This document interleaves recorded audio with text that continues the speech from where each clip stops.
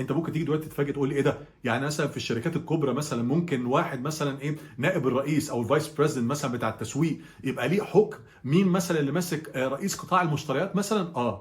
هم مثلا نواب الرؤساء كلهم بيقعدوا مع بعض الفايس بريزيدنتس، وممكن مثلا يقعدوا كده في قعده ويقعدوا ايه يقولوا ايه المركز مثلا ايه رئيس قسم مشتريات مكان فاضي احنا عايزين نحط فيه حد، ومين الاسامي يا جماعه، ويقعدوا هم ينقوا الاسامي كلهم سوا باختلاف الاقسام اللي هم فيها. والمشكله بقى بتيجي هنا في ايه بقى؟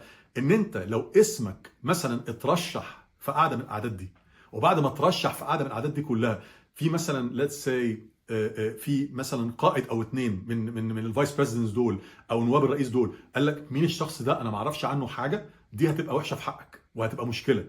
واللي هيبقى مشكله اكبر مثلا لو هم ايه كان عندهم فلكسبيليتي او مرونه وقال لك ايه انا هروح ارجع اسال حد عندي في القسم مثلا عندي في التسويق ولا مثلا في المنشات عشان يمكن يكون عارف الشخص ده، ويرجعوا للشخص ده ويلاقوا مثلا لا انت برضو مش معروف بالنسبه له، هتبقى موقفك سيء وفي حد تاني هيترشح عليه.